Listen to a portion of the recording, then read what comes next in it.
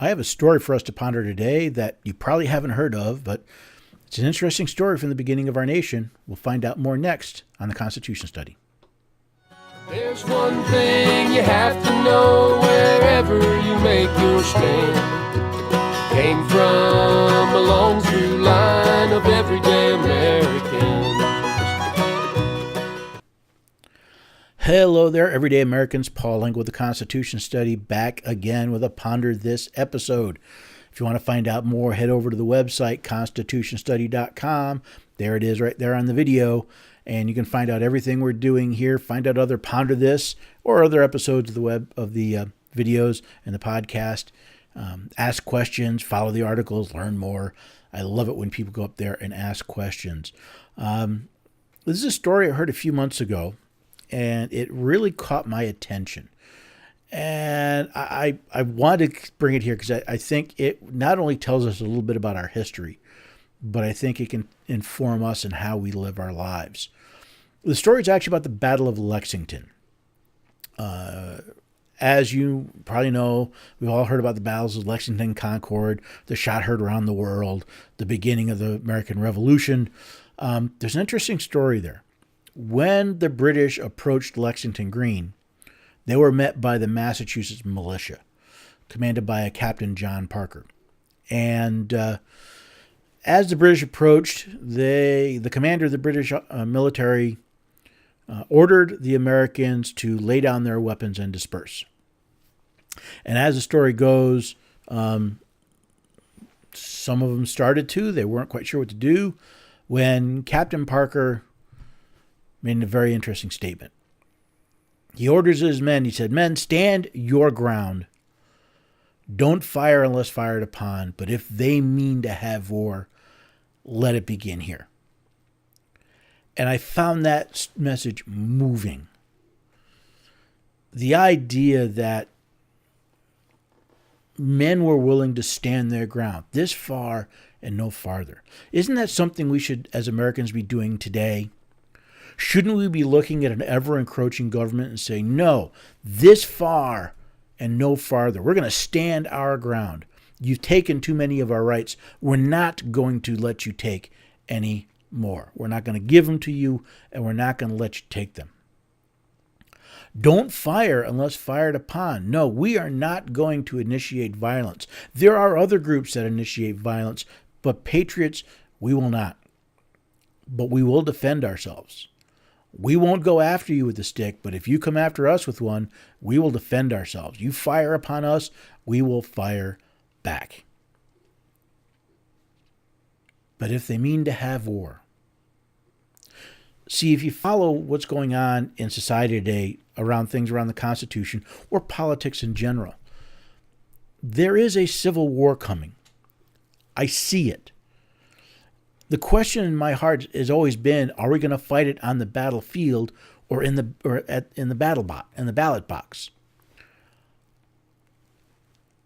And my question really is, if there are those who so want to dismantle this nation, who want to get rid of the structures that make us a republic, things like the Electoral College, the liberties that we so enjoy, that want to destroy our right to free speech, to freedom of association, that want to put other people's quote-unquote rights above all of our own, that say your right to freely exercise your religion stops if somebody disagrees with you or if someone's offended by what you say. If someone is homosexual or transgender, your rights don't matter. If they want to make those rights second-class citizens, that's a war on our way of life. That's a war on what our founding fathers fought for. And we should ask ourselves, if that group wants war, if they want a socialist, command and control, government will tell you what to do society, that's at war with what was created, what our founding fathers created, what men and women through centuries have bled and died for. They're not simply saying we think this is better. They are destroying the foundations that made this nation great. Now, are we perfect? No, we're not perfect, and we should strive to be better. But as Chesterton said, you know, before you go dismantling something, you better know why it was put there in the first place. And we're seeing these structures dismantled. The states are being weakened and become colonies of the federal government. State laws are being overturned by the. If you read the Declaration of Independence of the 27, I believe it's 27 or 29 specific grievances, the vast majority could be made against Washington today. If they mean to have war, you have to ask yourself, are we going to have it here in our generation? Or are we going to pass it on to our children in their generation? See, that's the point I think we rarely think of. If there's going to be a fight for our rights, it's either going to happen with us or with our children or with our grandchildren. Question is, do you want to be here? Or do you want your children to fight your fight for you? That's what really got me about this message. So everyday Americans, I think it's time for us to stand up. Stand up to those who want to fundamentally change our nation, who want to throw out everything that's good and helpful with what they deem to be bad. Throw out this class society, throw out this idea that everything is based on race or sex or government's in control of everything. Tell them, no, we're going to stand our ground this far and no farther. No, you cannot take that away from us. You cannot take our freedom of speech. You cannot take our property because you don't like it. You cannot take my property because it's a gun and you don't like it. You cannot take my property because it's ammunition and you don't like it. You cannot take my property because you think it might have been involved in some drug crime. No, you can't. I don't care what the courts say. This far and no farther. Stand your ground. We won't fire until you fire on us.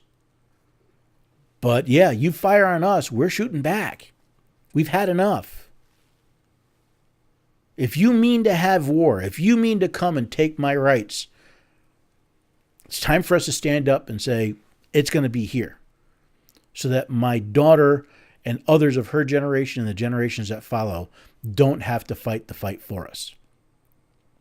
I thought it was an interesting story. I thought it was an inspirational story. I hope it lit a fire in you to say, yes, that's it, Paul. That's it. Enough. I'm standing my ground. I'm not going any farther. We're not letting them take any more of our rights. No, I will not initiate violence, but I will certainly defend myself and my family with everything I've got. If you want to have a war, bring it. We'll deal with it. We'll deal with it here. We'll deal with it now. And I hope I will see you again next time on the Constitution Study. Have a great day.